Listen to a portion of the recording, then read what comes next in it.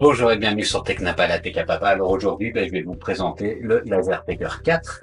J'avais présenté sur ma chaîne le Laser Packer 2 et donc la marque a décidé de m'envoyer le Laser Packer 4 pour vous en faire une présentation, vous montrer ce qu'on peut faire avec ce laser. Alors au passage, ils m'ont donné le petit boîtier de protection, donc on va le monter et voir un petit peu s'il est pratique, comment il fonctionne, mais surtout, et ça c'est une nouveauté puisque au moment où j'enregistre, il n'est pas encore officiellement sorti, ils m'ont envoyé leur système de purification d'air, donc le Air Purifier AP1, et qui fonctionne a priori avec ça. Alors n'hésitez pas à vous abonner si vous n'êtes pas encore abonné. Je fais régulièrement du contenu sur la gravure laser et sur l'impression 3D. Et en attendant, je vous retrouve après le générique.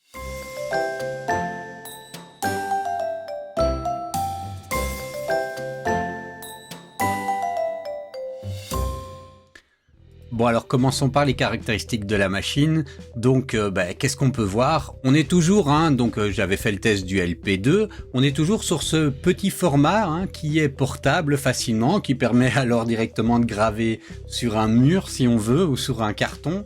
Mais on a une taille un peu plus grande que le LP2. Bon alors si on le voit ici, on a une surface de travail 260 sur 300 mm qui est quand même beaucoup plus grande que la surface de travail qu'on avait avec le LP2. Et donc c'est une surface de travail maximum avec la surface normale de travail. On va voir un peu comment ils agencent ça.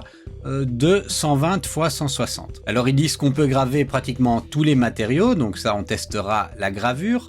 On a une gravure ultra rapide et ultra précise, donc ils disent 8K et 4000 mm par seconde au niveau de la gravure.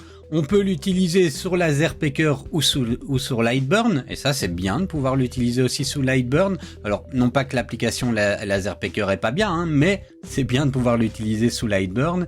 Et alors évidemment ce qui fait la grande force de ce laser et ses caractéristiques, c'est qu'on a un laser à diode bleue de 10 watts et un laser infrarouge de 2 watts pour pouvoir notamment graver beaucoup plus facilement sans devoir noircir sur du métal ou sur du plastique. Alors en cas d'usage, ils mettent évidemment en avant fortement le small business, donc avec ça on peut faire voilà, ici vous voyez des boucles d'oreilles, des bijoux, faire pas mal de customisation ou pouvoir graver ici sur son matériel directement. Donc ça, il en faut un cas d'usage. Évidemment, le prix de ce laser est important, donc c'est pas le genre de laser qu'on achète comme ça pour s'essayer au laser et tester. Il faut déjà avoir un cas d'usage important, avoir le budget, mais c'est effectivement le LP2 et j'avais testé le LP2, j'avais testé l'équivalent chez Xtool aussi. C'est vraiment des outils de productivité qui sont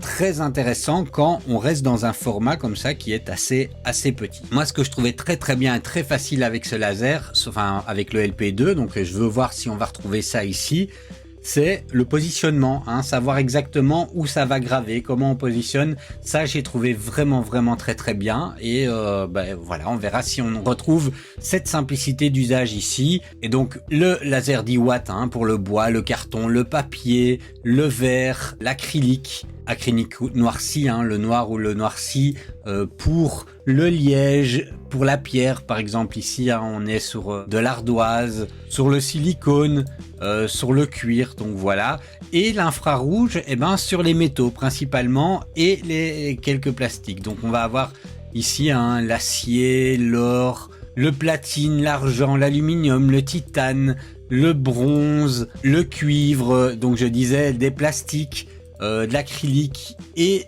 du fer. Donc voilà, pas mal de possibilités de personnalisation avec ce laser. Et donc au niveau de la surface de travail, on est plus grand que le 10 sur 10 du LP2, on est sur 12 sur 16 de base, et avec un kit d'extension, un slide, on peut monter jusqu'à 30 cm, donc de 16-30 cm, ce qui permet de graver en batch, comme on le voit ici, ou des plus grandes surfaces de travail. Alors on a également un accessoire, un Rotary, qui est disponible, et d'ailleurs on va aller regarder au niveau des accessoires pour le LP4 ce qu'on a de disponible. Alors on a le caisson de protection, ça je l'ai reçu, donc je vais tester avec. On a un système ici un caisson pour le transporter, ce qui est pas mal quand par exemple on va faire des marchés. On a un bouton pour graver en batch, ok. On a une plaque de travail pour le LP4, puisqu'il faut protéger quand même son plan de travail. Et le Power Pack, ça c'est le même pour tous les laser pickers, mais ça permet de travailler comme ça sans avoir besoin d'une prise d'électricité pendant à peu près 3 heures pour le LP4. Donc ça dépend de la puissance de travail, mais donc pour le LP4 pendant à peu près 3 heures. Donc si vous êtes un marchand sur un marché, ça peut être pas mal. Alors le système slide, il est à 235 € et on a le Rotary qui est ici à 363 €. Donc c'est quand même un certain coût, mais voilà, si vous en avez l'usage, ce sera probablement très vite rentabilisé. Allez, passons à la découverte, à l'unboxing de cet appareil. Bon, alors on va commencer avec l'unboxing de ce qui est principal, le laser en lui-même. Donc on a encore toujours une de ces boîtes un peu jolie, moi j'aime bien. Bon, il y a un petit style Apple comme ça, mais c'est plutôt bien emballé. Alors à l'intérieur, on va retrouver une petite partie du dessus avec la plaque du fond. Vous voyez ici, on a la plaque du fond avec une partie amovible et qui peut rester aussi avec des petits trous pour pouvoir fixer des repères, et tous les manuels qui sont comme ceci. On a un Rotary avec dans ce paquet, donc c'est le manuel pour le Rotary.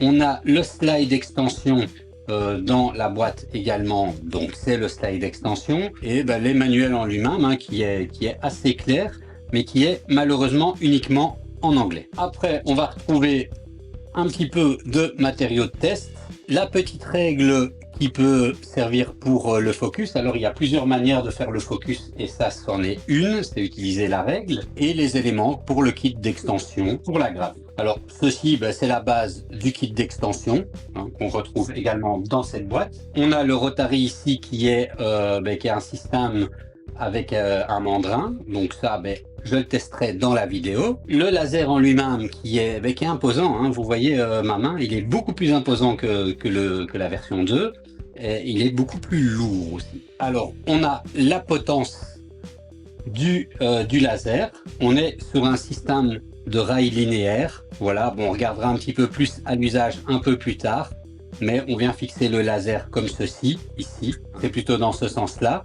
Voilà, donc on vient fixer le laser là, on le serre, et puis une fois branché, il peut bouger sur son axe Z. Ensuite, on va retrouver, voilà, une boîte avec un câble USB.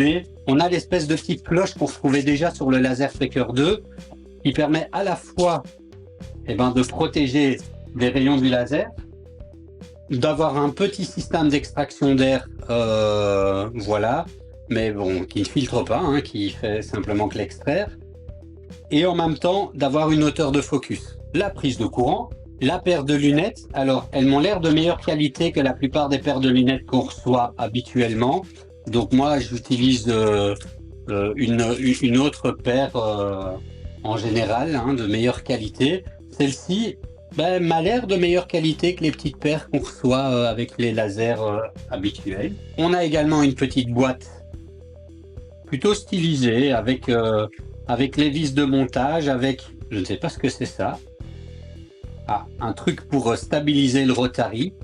Voilà, c'est toujours sympa d'avoir ce genre de petite boîte de rangement plutôt qu'un simple petit sachet. Alors ici, ça c'est la base du Rotary. On a la petite boîte dans laquelle on va retrouver l'adaptateur secteur. Alors quelque chose qu'ils appellent le Elevation Unit Parts. Je ne sais pas encore exactement à quoi ça sert maintenant, mais on regardera ça plus tard. Et là, on a l'autre partie du Rotary avec les petites pièces pour le Rotary. Et je pense qu'on a fait le tour de tout ce qu'il y avait dans cette boîte. Bon, alors maintenant qu'on a fait l'unboxing de tout ça, il va falloir monter tout ça. Alors on va commencer par le laser et puis on fera des accessoires. Alors pour ça, on va avoir besoin de cette petite boîte avec les petites vis qui sont dedans. Il donne également dedans une petite clé Allen, mais moi je vais utiliser mes tournevis, je préfère. Et le système est quand même extrêmement simple. On vient prendre cette potence.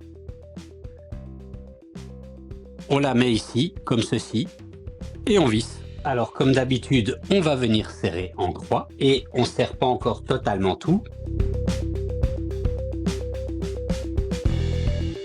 Et une fois qu'elles sont toutes bien positionnées, et ben là, on vient tout resserrer. Ensuite, on vient fixer le laser. On va devoir fixer ici à là, tout simplement. On ne sait pas vraiment se tromper parce qu'il y a vraiment un petit vide comme ça. Et on vient visser dans le sens contraire des aiguilles d'une montre. Le laser est fixé sur sa potence. On vient d'abord retirer le petit cache protecteur comme ceci. Et puis voilà, il est tout simplement magnétique. Alors je viens mettre la plaque là et en fait, fondamentalement, il est déjà monté. Il suffit maintenant de le brancher. Alors on prend notre petite boîte USB câble. On va retrouver différentes petites choses dedans, pas simplement les câbles USB. Et c'est ici derrière que ça se passe. Alors on voit déjà ici qu'on a le câble de ceci qu'il va falloir brancher. On va venir le brancher ici, dans celui-là. On va ensuite devoir brancher un câble qui vient du laser jusqu'à la potence, donc de là à là. Alors on a des petits câbles comme ça, un USB-A d'un côté, USB-C de l'autre. Je viens brancher comme ceci et comme ceci. Ensuite on a encore la prise de courant à mettre. Donc pour ça on a besoin de cette boîte pour l'adaptateur de courant, l'adaptateur secteur, voilà, et le cordon d'alimentation. Et fondamentalement c'est tout, il est prêt à fonctionner comme ça dans ce mode là. Alors je vais le mettre un peu sur le côté et on va s'occuper maintenant de monter des accessoires. Bon alors premier accessoire qu'on va monter, c'est ce système de slides extension qui va permettre de graver sur une plus grande surface. Alors pour ça, rien de très compliqué, on a besoin de prendre cette base là et de venir fixer ces petites plaques dessus, comme ceci. Alors pour ça on a des vis.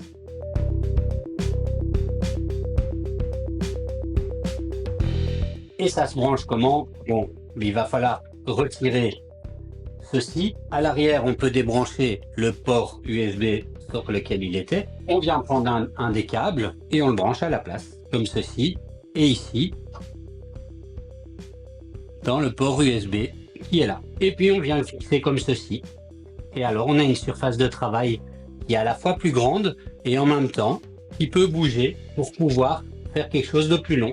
Et enfin, un troisième accessoire, toujours aussi peu difficile à construire, c'est le Rotary Module. Alors pour ça, on a besoin de ces trois pièces, de cette petite boîte et de ce riser pour permettre au laser d'être plus haut. Donc vous voyez, c'est une petite pièce supplémentaire qui va donner un peu de hauteur au laser. Alors là encore, rien de bien compliqué, on vient visser ça comme ceci, on peut vraiment pas se tromper. Et puis ceci vient se glisser ici. Et voilà, c'est pratiquement terminé. Alors, en fonction de ce qu'on veut attacher, on peut se servir de ceci.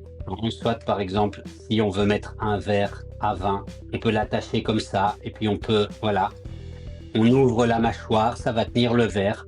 Donc, on a différents systèmes d'attache en fonction de ce qu'on veut graver. Et tout ceci est là, comme ça, donc différentes mâchoires. Alors, le mètre ruban, c'est pour pouvoir calculer la circonférence de l'objet, puisqu'il va falloir l'indiquer dans le logiciel. Et le Rotary, pour qu'on ait quand même de l'espace, on a besoin d'augmenter la taille du laser. Donc pour ça, je vous montre, c'est très simple. Je vais retirer la prise de courant. On avait notre laser qui était attaché, tout simplement là, on vient le détacher et on vient mettre ceci à la place, comme ça, sur le côté, et on vient réattacher le laser sur cet accessoire. Et voilà, et c'est à ça que sert justement ce petit truc, c'est qu'on va pouvoir le mettre ici en dessous pour faire tenir, voilà, pour que notre Rotary tienne bien à la bonne hauteur. Alors pour le brancher, c'est très simple, on va venir détacher d'abord le câble au niveau du laser qui rejoignait à la potence. On va venir ici le brancher en dessous, comme ceci. Ensuite, on va mettre un câble qui va du laser au Rotary, par exemple, comme ceci, vers le petit câble USB. Et voilà, c'est tout. Alors là, on peut encore, si on veut, venir mettre ceci pour pouvoir faire le focus, par exemple, plus facilement, ou plutôt dans l'autre sens. Voilà, comme ceci. Et alors, on vient simplement le brancher. Et là, il est dans une configuration prête à utiliser le Rotary. Bon, donc voilà, on a vu pour le montage, rien de bien compliqué au niveau des accessoires et au niveau du laser. Avant de passer à la découverte du laser en lui-même, on va faire les autres accessoires que j'ai reçus, c'est-à-dire on a un caisson complet et on a le purificateur d'air. Alors bon, je disais, avec la machine, j'ai également reçu ce petit protection cover pour le laser picker. Donc on va un petit peu regarder ça, le monter et je vous dirai si ça a l'air d'être qualitatif. Alors au niveau du packaging, on est quand même sur quelque chose qui ressemble fort au packaging original. C'est emballé à peu près de la même manière. Par contre, au niveau ici de la matière, on n'est pas sur la matière un peu métallique. On est sur du plastique, mais du plastique qui a quand même l'air d'être plutôt qualitatif. En tout cas, au niveau de ces pièces-ci. Alors, je disais qu'on était sur du plastique, mais en fait pas pour le cadre. Le cadre en lui-même est métallique, donc on a une structure qui à mon avis va être bien rigide, et le panneau acrylique prédécoupé pour faire passer le laser. Ça c'est plutôt sympa aussi. Ici on a la base qui est antidérapante ici en dessous, ce qui est plutôt une bonne idée. Et le reste, l'ensemble des panneaux acryliques est attaché les uns aux autres avec des charnières plastiques.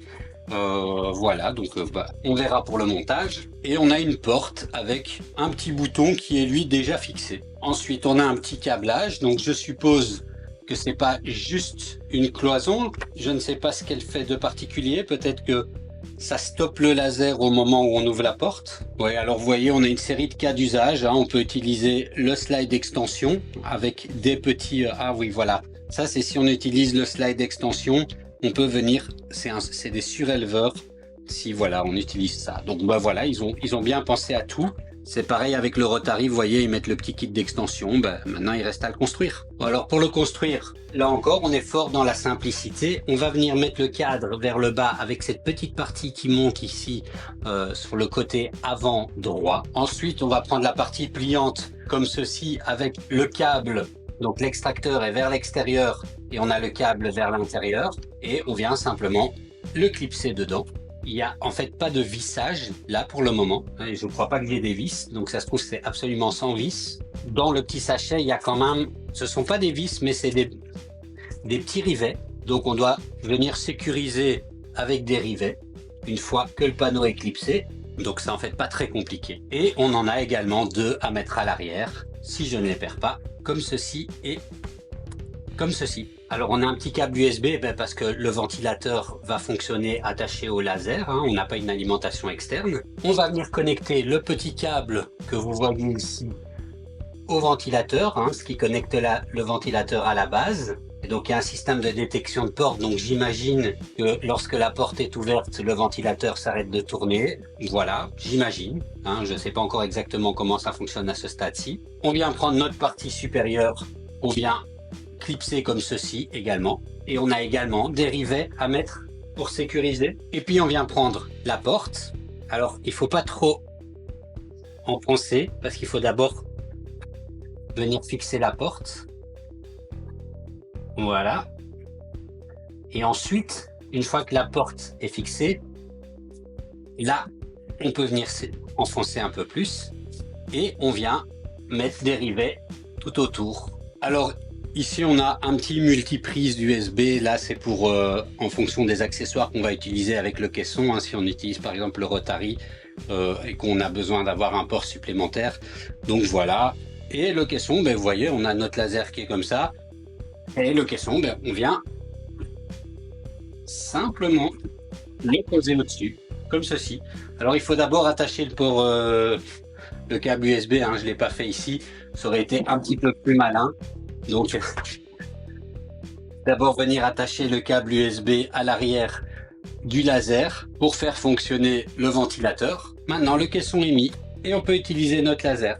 Et en fait, je me disais, mais à quoi ça servait ces petites plaques noires? C'est très simple, quand on surélève le caisson, la hauteur peut faire en sorte qu'il y a des fuites de lumière et que ça peut altérer l'efficacité du laser. Et donc, ces petits trucs noirs vont servir à être mis pour éviter ces fuites de lumière, tout simplement. Voilà pour le montage du caisson. Il reste maintenant le purificateur d'air à regarder. Alors voilà, il nous reste le purificateur d'air. Donc là, ici, c'est un peu une première. On va regarder ça de plus près.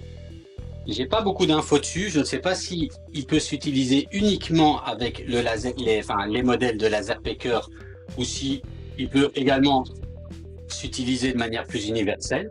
Alors ici, on n'est pas sur la belle boîte blanche à la Apple. À l'intérieur, on a 2 tuyaux, des accessoires, voilà.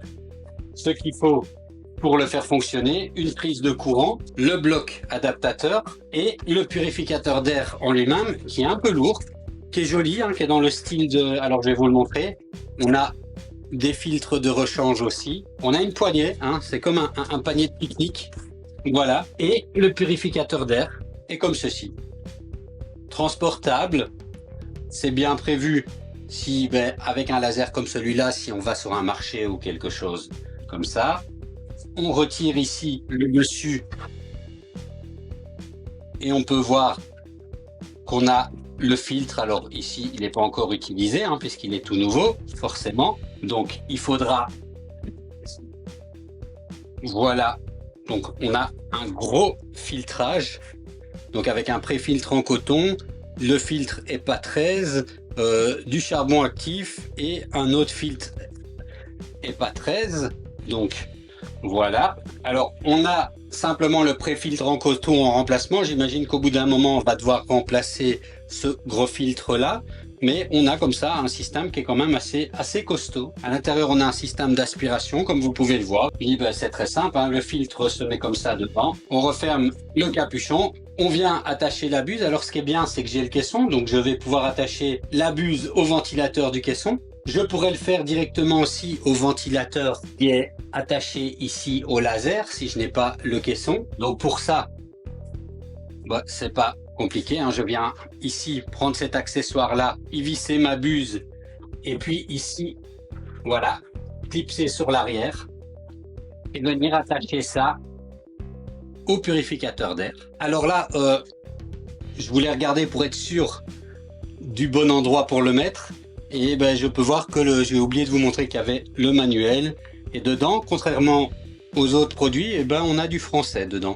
Alors du français qui est traduit, vous voyez, assemblage avec 2A, qui est traduit un petit peu à mon avis avec Google Traduction ou un équivalent, mais bon, ce sera suffisant pour comprendre ce qu'on doit faire. Et donc on vient le mettre au-dessus. Alors ça se visse simplement, donc on n'a pas un système comme ça très compliqué à devoir le mettre, donc ça c'est bien. Et puis on vient prendre l'autre tuyau qui va rejeter l'air nettoyer un petit peu quand même, mais c'est quand même mieux de le rejeter. Moi j'ai un extracteur d'air qui mène vers l'extérieur. Bon, je vais faire un système pour pouvoir faire en sorte de l'attacher dessus. Et donc, pour répondre à la question que je me posais, ce purificateur d'air est quand même globalement universel, puisque s'il est bien pensé pour fonctionner avec le système de laser picker, il n'y est pas attaché avec un câble USB quelconque. Donc, inconvénient, il ne va pas fonctionner de manière automatique au moment où la gravure se fait, par exemple, hein, vous allez l'allumer manuellement, l'éteindre manuellement, mais en fonction du système de buse, on peut attacher ça à n'importe quoi en bricolant peut-être ou imprimant s'il faut, ou en ayant un adaptateur, la buse au système que vous utilisez. Alors on va écouter le bruit qu'il fait aussi, parce que ça c'est important. Donc je vais le brancher et on va écouter le bruit qu'il fait. Alors, il est allumé, on peut voir ici la petite loupiote bleue. On a différents niveaux de puissance, là on m'entend beaucoup moins bien. Et évidemment, on a un bruit qui est proportionnel au niveau de puissance. Mais il est quand même clairement pas silencieux.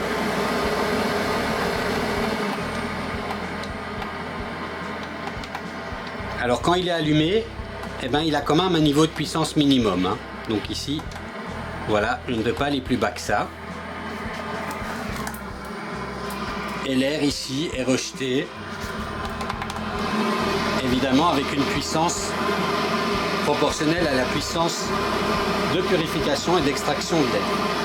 Mais donc voilà, je ne sais pas si je dois le dire pour vu que cette vidéo est sponsorisée, mais si vous avez déjà des systèmes d'équipement et que vous avez envie d'un purificateur d'air qui soit plutôt transportable, c'est peut-être une solution que vous pouvez trouver chez eux. L'appareil se vend à part et donc n'est pas du tout lié obligatoirement à un appareil laser picker.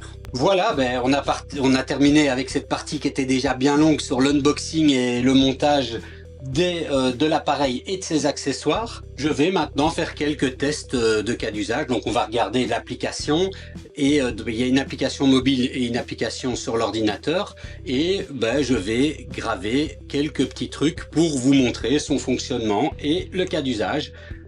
À tout de suite. Bon alors voilà, ça va être le moment de tester un petit peu. Je vais faire quelques tests de gravure pour vous montrer un petit peu comment est-ce qu'il s'utilise en utilisant les différents accessoires. Alors je vais peut-être pas toujours laisser le caisson, parce qu'il n'est pas pratique pour l'utiliser comme ça, c'est super. Mais moi, pour vous montrer ce que je fais, c'est pas toujours très pratique de le garder. Alors ce qu'on va commencer par faire, c'est puisqu'on peut l'utiliser avec une application mobile et également avec l'ordinateur, on va commencer par regarder l'application mobile. Alors je l'avais déjà présenté dans ma vidéo sur le LaserPacker 2, donc je vais aller un peu à l'essentiel. Si vous voulez un peu plus de détails, j'avais été un peu plus long dans cette vidéo-là, n'hésitez pas à retourner voir. Mais regardons ici sur le téléphone cette application. Bon alors j'ai un téléphone pliant, donc on pourra peut-être voir l'application en plus grand ici. Je ne sais pas très bien comment est-ce qu'elle se présente. Alors ici je suis sur Android, mais l'application elle est trouvable également sur iOS.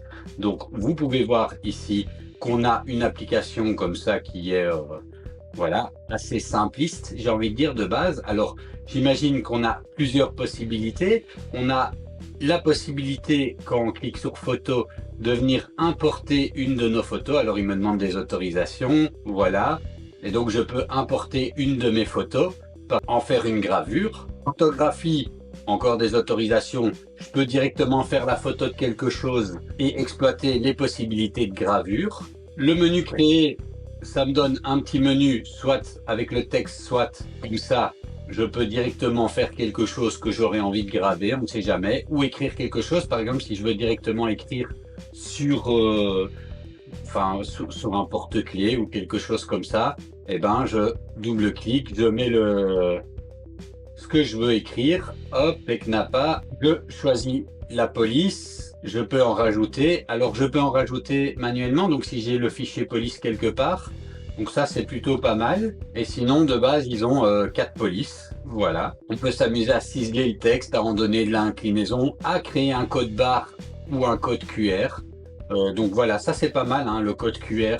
Ou bon, j'en connais, et je pense pas du tout à Don Barton qui ferait des codes QR avec des trucs un peu rigolos derrière et qui mettrait ça un peu partout, mais voilà.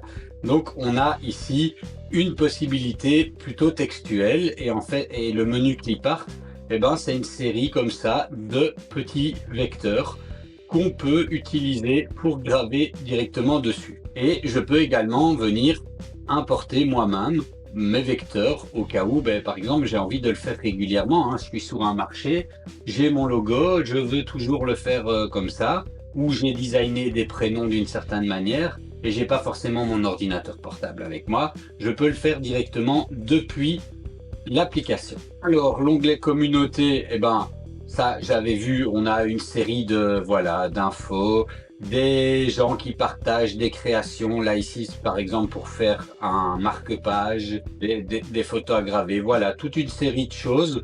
Bon, pourquoi pas, c'est sympa. On a ici la possibilité d'avoir des choses en plus. Bon, alors il y en a qui gravent sur des flingues, bon, ça a l'air d'être très américain ça. Voilà. Au niveau de l'onglet tutoriel, on va avoir une série de petits tutoriels pour comment apprendre à utiliser nos machines. Alors c'est fort LP2 ici. Bon voilà, c'est surtout LP2. Donc je vois pas du tutoriel pour ou en fonction du modèle de la machine. Ouais, bon voilà, il y a des tutoriels que pour le LP2. Peut-être qu'ils devraient mettre ça à jour.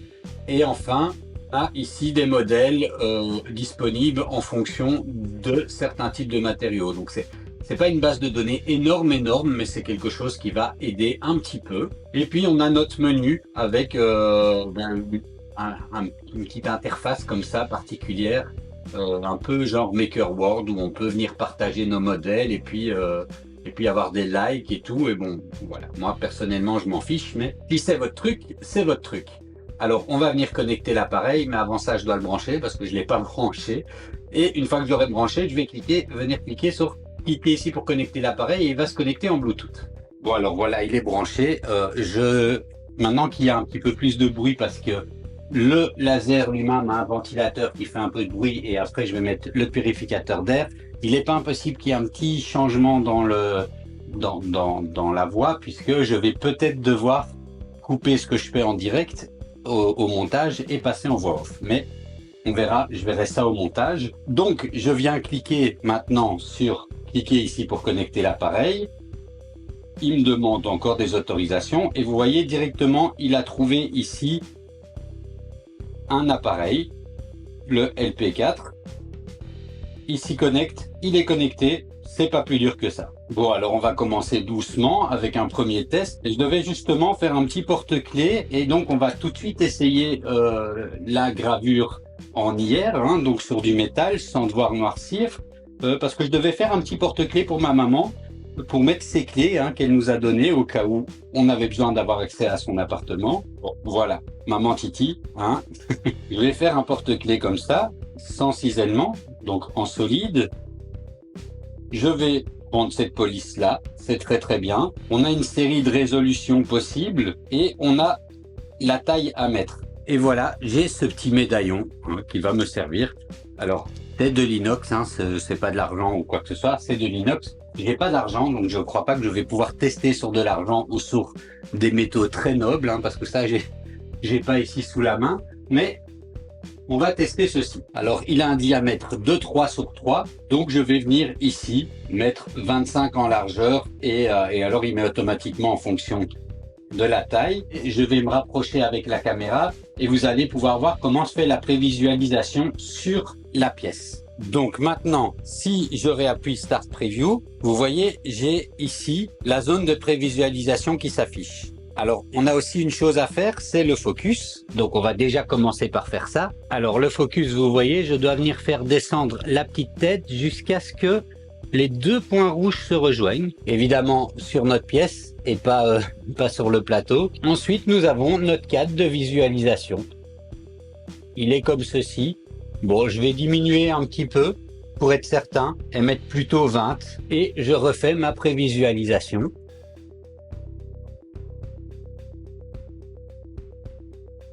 Et voilà, là, ça me paraît très très bien comme ceci. Le cadrage est fait.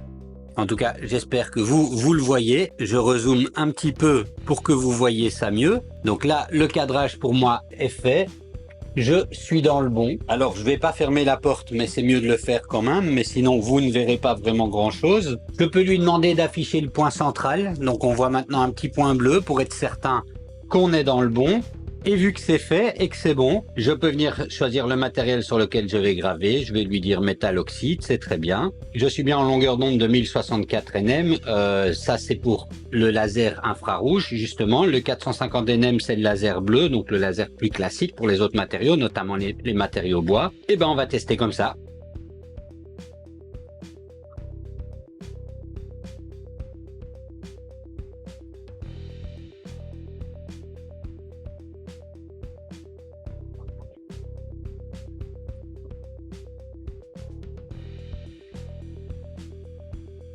Bon, ça a été extrêmement rapide, hein, quelques secondes. Et le résultat est nickel. Alors ici, j'ai un peu de graisse de mes doigts. Mais le résultat est nickel et on n'a vraiment pas à devoir nettoyer tout ça. Hein. Et vous avez vu, c'est directement sur l'inox. On ne doit pas du tout s'amuser d'une manière ou d'une autre. Bref, ça fonctionne bien. Et puis avec l'application, c'est assez facile pour quelque chose de rapide comme ça. Alors évidemment, moi, je préfère l'utiliser avec l'ordinateur. Et d'ailleurs, c'est ce qu'on va faire tout de suite maintenant. Hein, quand même des choses un peu plus complexes avec l'ordinateur. Bon, alors voilà, maintenant, on va tester, on va regarder un petit peu comment ça se passe sur l'ordinateur. On démarre l'application hein, qui est trouvable sur le net. Hein, on a ça dans les manuels. On voit ici qu'on a un assistant de configuration qui apparaît et on choisit le modèle qu'on a. Alors moi, ici, j'ai le LP4. Je vais choisir LP4. Alors il me dit merci d'utiliser l'application et tout ça. Attention toutefois que l'application ne supporte que les dernières versions des firmware sur les machines. Donc si on n'a pas la dernière version, il faut qu'on vérifie avec l'application mobile si notre appareil est sur le dernier firmware. Bon, ça c'est pas très pratique, je trouve, mais je vais vite le faire. Bon, manifestement, ça a l'air d'être bon. Il est occupé d'installer le pilote. Alors oui, je dois le brancher en USB. Je viens cliquer sur créer un nouveau fichier. Alors là, le périphérique n'est pas connecté. Je clique sur Connect the device et il est censé me le trouver. Alors s'il me le trouve pas, c'est peut-être parce que je dois redémarrer mon ordinateur, ce que je vais faire tout de suite. Bon, alors voilà, maintenant je suis connecté, hein, il est connecté en USB. J'avoue que j'ai eu un petit peu de mal de me connecter en USB. Voilà, je sais pas, j'ai mis le driver, il voulait pas, j'ai dû réessayer, j'ai réessayé plusieurs fois, j'ai redémarré l'ordinateur plusieurs fois et il a enfin voulu et je ne comprends pas pourquoi là il a voulu mais pas les autres fois. Donc voilà. Peut-être un petit peu capricieux au niveau de la connectivité USB. Il semblait branché, hein, ça avait vraiment l'air d'être logiciel, donc voilà. Toujours est-il que maintenant j'ai testé et il refonctionne vraiment sans problème, donc c'est peut-être aussi quelque chose que moi j'ai pas fait comme il fallait. En tout cas, maintenant ça fonctionne. On va essayer de graver sur du bois, hein, comme ceci, puisqu'on a reçu ça avec. On va se faire plaisir. Bon alors, ici, hein, si on voit un petit peu le fonctionnement, vous voyez le focus, on a deux petits points ici. Et on doit abaisser en appuyant ici, comme ceci, jusqu'à ce que les deux points se rejoignent. Alors, a priori, c'est mieux d'utiliser la cloche ou le caisson. J'ai retiré le caisson parce qu'on voyait plus clair, hein. Et surtout qu'avec la cloche, on peut le brancher au purificateur d'air également. Notamment quand on va graver sur du bois, il va prendre comme ceci. Donc ça, c'est ce qu'il y a de mieux à faire. Je vais pas forcément le faire maintenant parce que en fait, vous voyez pas grand-chose si je laisse tout ça comme ça. Donc, je vais, moi, retirer la cloche. Mais vous voyez, hein, on peut brancher ça à la buse du purificateur d'air. C'est beaucoup plus simple comme ceci. Mais pour la suite des tests, je ne vais pas le mettre. Ce qui me permettra aussi d'avoir une vue un petit peu plus claire ici. Donc alors, le focus. Hein, je vous montre d'abord de plus proche le focus. J'espère qu'on le voit bien, hein, qu'on voit les deux points sur l'image. Ici, dans mon retour vidéo, je le vois pas forcément. J'ai mis une petite cale qui me permet d'avoir mon matériau plus droit. Et donc, je viens ici redescendre les points jusqu'à ce qu'ils se rejoignent l'un avec l'autre. Voilà. Là, comme ceci, mon focus est fait. Alors maintenant, je retourne au logiciel, hein, vous voyez ici, et j'ai ma zone de travail. Et là, le logiciel, on a aussi plusieurs possibilités, hein. On peut venir ici importer une image, par exemple un vecteur. On peut venir écrire du texte ou faire des codes QR. On peut faire nous-mêmes des lignes et on a ici sur matériel une série de petits modèles. Alors, je vais faire la gravure de ce modèle-ci. Quand je clique, voilà, il l'a importé. Je viens choisir le matériel. Alors ici, je vais mettre sur le laser de 450 nm. Dans le matériel, ce que j'ai, c'est une petite planche de bois. Donc ici, la planche. Et si je fais, donc on est bien en mode fil. Et si je fais ma prévisualisation, donc voilà, après avoir cliqué sur prévisualisation, vous voyez, on a cette espèce de petit carré bleu qui est en fait la zone de prévisualisation. Si je viens cliquer sur le bouton centre, vous voyez, la petite truc bleue me pointe précisément le centre de ma pièce. Maintenant que ceci est fait, il va pouvoir graver. Alors là, normalement, je devrais mettre le caisson ou le petit cache protecteur. Moi, je vais juste porter ma paire de lunettes et on va démarrer ça.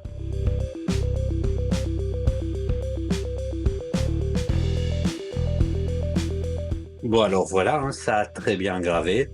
Et ici, en dessous, on a un poil de suie, hein, mais ça va, hein, c'est très correct. Alors, je voulais essayer de graver sur quelque chose, hein, donc c'est un avantage à avoir un laser comme ceci, c'est que normalement, on grave pas sur du plastique comme ça sans devoir noircir, et puis bon, c'est de la manutention, c'est pas toujours un résultat très correct, mais grâce à la diode infrarouge, on doit pouvoir graver dessus et de manière correcte. Donc je vais essayer. Alors ici c'est une petite boîte d'AirPod, hein, on va voir ce que ça donne si on arrive à graver dessus. Alors je vais d'abord faire le focus. Voilà. C'est dans l'autre sens. Voilà, le focus est fait. Alors j'ai envie d'essayer de graver mon logo sur la boîte. Je viens faire ma prévisualisation. Ah, vous voyez, là je suis bien dans le coin. Voilà. Et comme ceci, il est parfaitement centré comme il me faut.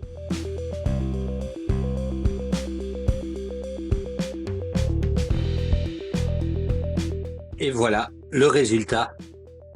On est quand même sur quelque chose de nickel, hein. Enfin, je ne sais pas si on le voit bien là, mais alors, pour être tout à fait honnête, hein, j'ai été un peu vite et j'ai lancé la gravure, mais dans le mauvais mode, dans le mode laser bleu. Et c'est pas une bonne idée, donc il faut être attentif à ça, puisque voilà ce que ça a donné en mode laser bleu. Hein, c'est pas tout à fait la même chose, hein, mais une fois fait correctement, on obtient un résultat vraiment sympa. Bon, alors continuons à faire joujou avec ici cette petite clé USB. Voilà, je vais juste y mettre mon logo textuel dessus et je ne vais pas accélérer la vitesse de fonctionnement, comme ça vous voyez à quelle vitesse ça grave dessus. Alors d'abord, je viens ajuster mon focus et puis je vais venir, pour que ce soit bien droit, le mettre là dans le coin. Voilà, alors je viens faire la prévisualisation. Je vois que je suis pas du tout dans le bon, mais là je peux modifier. Et voilà, maintenant que je suis OK avec la position, je vais lancer la gravure. Il est parti. Et ceci c'est en temps réel, hein, je précise.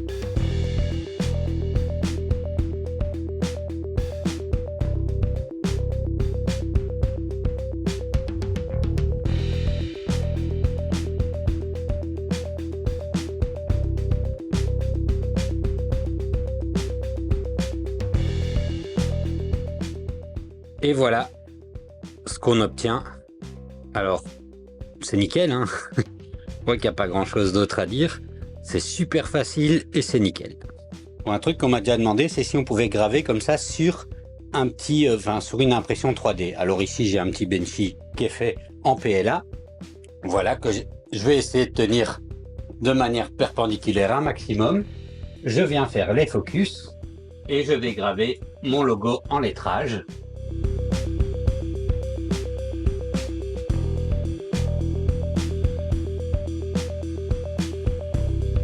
Vous voyez, on voit ici, donc ça marche tout à fait aussi sur du PLA. Je vais voir si j'arrive à trouver quelque chose d'un petit peu...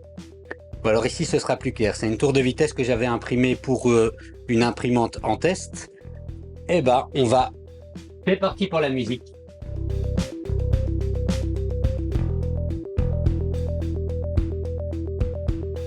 Et voilà, ben, ça marque super bien, hein, vous voyez.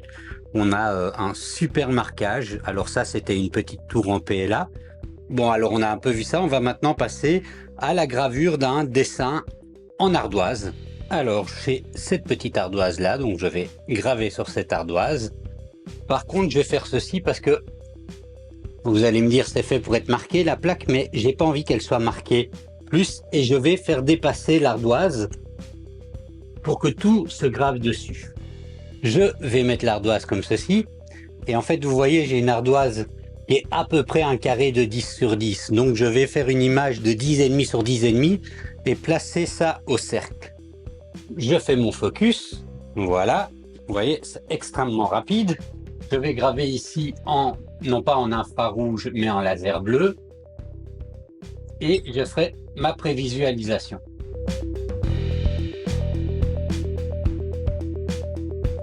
Ça risque d'être un petit peu plus long.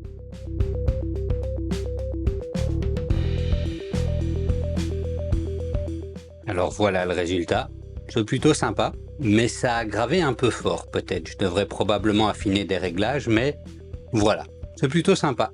Bon, alors pour la forme, un petit gravage sur une couverture en cuir ou simili-cuir, ici pour faire un petit design pour mon fils qui avait envie d'avoir son petit carnet personnalisé. Alors oui, c'est le carnet de l'édition collector du livre des Vikings de Nota Bene. Voilà, donc je lui ai refait mon logo, mais à sa version.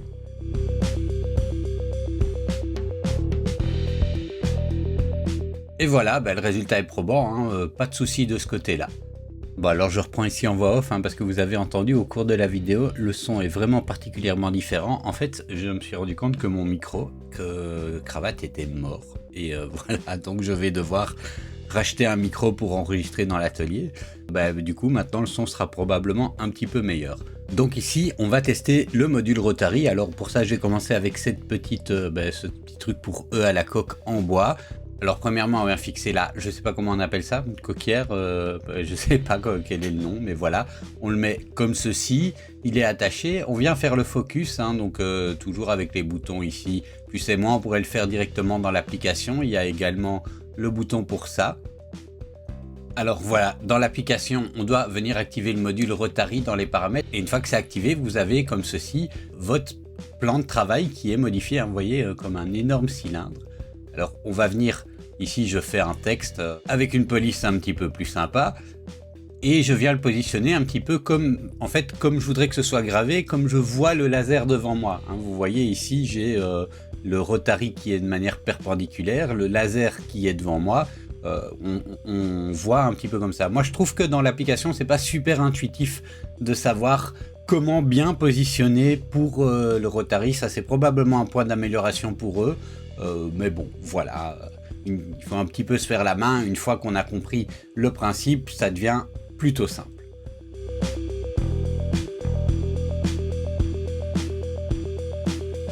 Et voilà, le résultat, ça donne... moi j'aime bien, hein. À vous de me dire ce que vous en pensez, mais moi j'aime bien. Bon alors pour un second test avec le Rotary, je vais utiliser le laser IR pour graver sur une espèce de thermo comme ça en inox. Alors je fais d'abord le focus. Et puis je vous montre en accéléré un petit design que j'ai fait dans Laserpecker Design Space, donc vite fait, hein. C'est pour ma femme. Je fais ma petite prévisualisation, comme ça on voit la surface où il va graver, et c'est parti.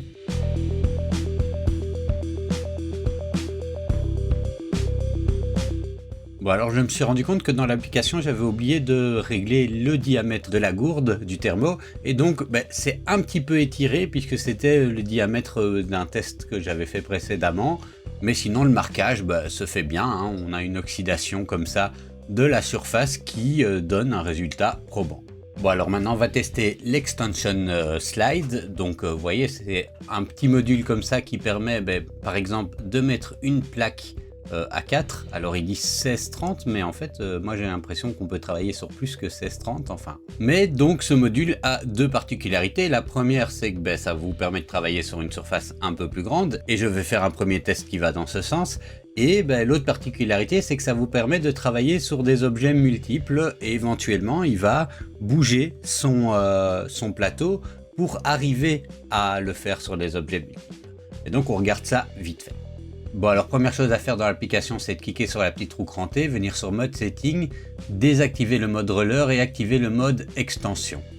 Et contrairement à ce que j'ai dit, on ne peut pas graver sur du A4 parce que même si le plateau en lui-même est A4, les surfaces de travail sont un peu différentes. Et donc voilà, on a ceci et on vient travailler tout simplement. Alors là, je vais prendre un design qui va me permettre de couvrir la surface de haut en bas et je vais le graver comme ça.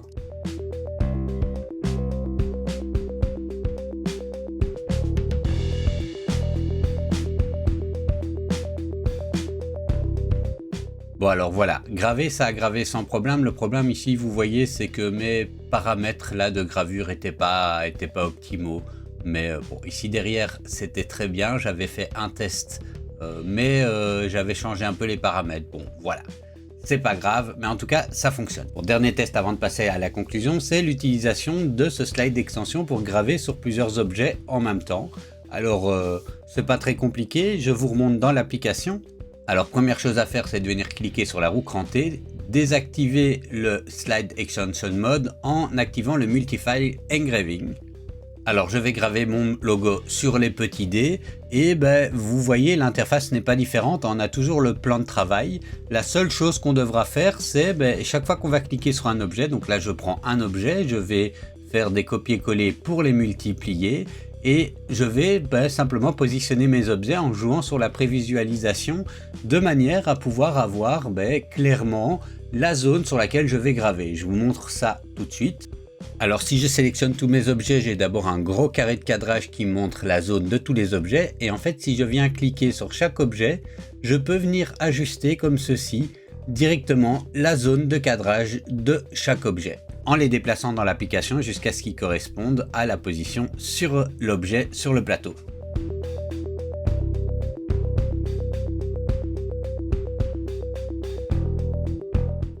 Et voilà, j'ai des tout petits logos sur des tout petits dés, donc voilà, c'est plutôt rigolo, mais on va passer à la conclusion. Voilà. Vous avez vu un petit peu les résultats. C'est un laser quand même qui est très polyvalent, qui permet d'avoir une utilisation plutôt pratique. Alors j'ai pas fait tous les cas d'usage, on pouvait aussi détacher la tête du laser et graver directement sur un mur ou un carton. Moi c'est pas vraiment l'usage que j'en ai, mais c'est quelque chose qu'on peut faire. On a son principal inconvénient, il faut bien le dire, c'est le prix. C'est un laser qui a beaucoup de polyvalence, qui a beaucoup de puissance, mais qui a un prix vraiment important. Alors c'est pourquoi je dis c'est pas vraiment un laser qu'on va acheter pour le petit hobbyiste. Et je le dis ça sans dénigrement. C'est vraiment un laser de productivité qui va permettre de avoir un usage pour un artisan, sur un marché, etc. Et je pense qu'à un moment donné, le coût sera amorti. Même si le coût est relativement important, il sera amorti. Toutefois, si vous êtes un hobbyiste fortuné, vous aurez certainement le plaisir d'utiliser ce laser. Alors clairement, il est en concurrence avec le Xtool F1. Et ce que j'ai envie de dire ici dans la conclusion, c'est de diviser les choses en deux. On a la partie matérielle et la partie logicielle. La partie matérielle, elle est nickel. Franchement, j'ai rien à dire. Le laser fonctionne bien. On a vraiment des cas d'usage qui sont... il y a un spectre large. Il est pratique. Il y a le côté où avec la batterie externe qu'on peut acheter. Alors évidemment, c'est un coût, c'est des modules complémentaires. Mais les modules complémentaires, la partie de la batterie externe, enfin tout ça, rend vraiment l'utilisation extrêmement polyvalente. Là où il pêche un peu, alors c'est pas complètement merdique, mais si on le compare à sa concurrence, là où il pêche un peu, c'est sur la partie logicielle. Je pense vraiment que Laserpecker a intérêt d'améliorer beaucoup la partie logicielle. Voilà, c'est pas toujours intuitif comme il faudrait, je pense. Dans la partie logicielle, l'application mobile est correcte, mais un peu limité. Alors ce qu'il y a aussi, c'est qu'il y a un goût de trop peu. Ils font des choses qui sont bien, mais trop peu. Il y a quelques paramètres par exemple, mais ce serait bien qu'ils mettent plus de matériaux et plus de produits dans la liste des paramètres. Il y a quelques clip art, mais pourquoi pas alimenter ça plus. Il y a aussi ce petit côté communautaire. Alors moi personnellement je m'en fiche, mais il n'est pas non plus hyper fourni ou chargé comme on peut trouver sur Printable pour les imprimantes 3D par exemple. Donc il y a du potentiel, il y a vraiment énormément de potentiel, mais maintenant il y a d'un point de vue logiciel et d'un point de vue des exemples, des modèles de fichiers, tout ça, vraiment peut-être un effort à faire pour le rendre extrêmement concurrentiel. Alors je l'ai pas testé, c'est vrai que je me suis rendu compte, j'ai tellement été focalisé et puis voilà, je l'ai pas testé, mais c'est pas très grave. Il y a quand même une grande force qu'on va sur la partie logicielle pour donc c'est plutôt un peu pour les grands débutants, les artisans débutants qui eux c'est pas leur corps de métier, mais ils veulent pouvoir faire quelques personnalisations et tout ça. Ok, il y a le logiciel, il est un peu limité. Par contre, si on a beaucoup plus d'expérience, on peut utiliser Lightburn avec ce laser là, et ça c'est vraiment un point fort par rapport à sa concurrence, parce qu'avec Xtool on est vraiment limité complètement dans leur écosystème. Alors si on aime bien et qu'on trouve pratique, c'est génial. Si on n'aime pas, c'est pourri. Et moi je préfère Lightburn pour tout le temps.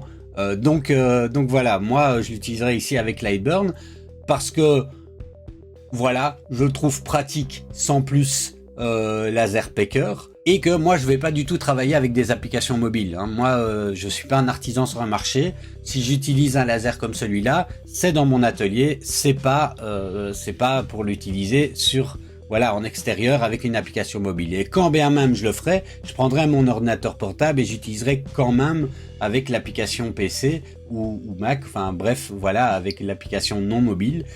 Donc ça c'est pour ce qui est peut-être des points d'amélioration qui sont logiciels. À côté de ça, on peut parler des accessoires. Alors, le slider, il est vraiment bien, il est pratique, il est facile à utiliser. La seule chose, c'est que moi, je pensais qu'on pouvait utiliser toute la surface de travail. Et en fait, non, on est quand même cantonné à une surface limitée de travail, mais c'est à cause, comme ça, du focus du laser qui va un petit peu en en triangle, le laser, ben, ça peut pas être déplacé plus grand que ça. Donc voilà, bon, voilà, on est limité par ça. C'est pas un drame. On a déjà en longueur 30 cm et c'est pas mal, et 16 cm en largeur. Ça permet déjà de faire des objets plutôt sympathiques. Mais par contre, ce module extension trouve vraiment toute sa force dans le multifile. Hein. Vous voyez le batch engraving où on peut graver plusieurs objets à la fois avec des motifs différents. Hein. C'est pas juste une reproduction. Donc ça c'est vraiment quelque chose que je trouve positif pour cet accessoire-là. Pour le Rotary, il est extrêmement simple à utiliser. Je me suis déjà cassé la tête avec des Rotary sur d'autres marques avec d'autres types d'appareils. Ici, c'est extrêmement simple à utiliser. On en revient à ce que j'ai dit de la vidéo. Une fois qu'on a compris la logique des positionnements dans LaserPaker, parce que ben, c'est pas, voilà, ça me paraît pas aussi intuitif que ça. Une fois qu'on a compris cette logique-là, et on le comprend vite, hein, on fait un test avec un rouleau de PQ et pour pas gâcher de la matière, pour voir un petit peu, tiens, si je le mets comme ça grave comme ça, si je le mets comme ça grave comme ça, ok, j'ai compris la logique. Donc ça, un effort peut-être avec plus de tutoriels ou plus d'explications dans le logiciel serait mieux, une représentation un petit peu plus, voilà, plus intuitive, mais en faisant 2-3 tests comme ça, on s'en sort pas mal. Alors au niveau du caisson et du purificateur d'air, là vous avez vu, je l'ai pas des masses utilisé, parce que pour la vidéo et pour moi c'était pas très pratique, avec le son à mort pour la prise de, enfin, avec le bruit du purificateur d'air pour la prise de son, ça n'aide pas grand chose, donc j'ai fait des tests en off vidéo, globalement le purificateur d'air fonctionne bien, ça aspire bien la fumée, et j'ai un petit détecteur qui me disait que ben, les taux restaient corrects dans la pièce. On a une bonne puissance d'aspiration, voilà, il est bruyant hein, par contre, mais ça, il n'y a pas de miracle, tous les purificateurs d'air sont bruyants quand ils fonctionnent à puissance maximum, à moins que vous en connaissiez des ultra silencieux, mais voilà, hein, moi je n'ai pas vu de ce côté-là. Il est pratique avec sa petite poignée pour pouvoir être transporté aussi, et il peut être utilisé avec d'autres appareils que la marque.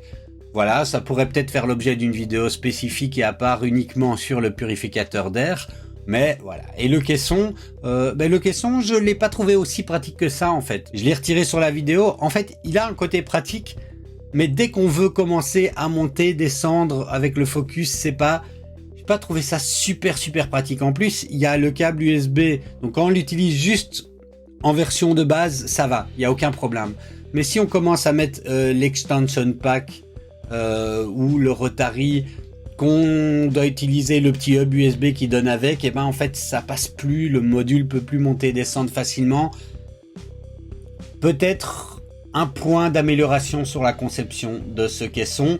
Voilà, je sais pas si c'est l'achat indispensable, ce caisson avec le reste de la machine, mais voilà, si vous l'utilisez en mode standard, j'ai envie de dire, ce qui est bien aussi avec ce caisson, c'est que le ventilateur, ben on peut clipser la buse facilement, on ne doit pas s'ennuyer avec des clips, enfin avec des petites pinces, etc. Ça, le système est vraiment bien pensé par rapport au purificateur d'air. Ça, franchement, c'est bien. Et mais c'est juste, voilà, peut-être une conception au niveau des câbles quand on utilise une configuration un peu particulière, hein, qui n'est, je pense pas, le cas d'usage de tous les jours. Mais voilà, je pense pas l'achat indispensable absolument, d'autant plus qu'on a déjà la cloche qui permet de faire un petit peu le boulot. Et que ce laser aussi, je sais pas si le cas d'usage c'est plus l'utiliser dans un atelier ou l'utiliser en extérieur. Mais voilà, hein, pas un achat inutile, certainement pas, mais pas le must-have à mon goût. Voilà, n'hésitez pas à me dire ce que vous avez pensé du test, ce que vous pensez de ma conclusion. N'hésitez pas à nous rejoindre sur la chaîne, je fais régulièrement du contenu sur l'impression 3D, la gravure laser et toutes ces technologies qui m'intéressent. Et je vous dis à la prochaine.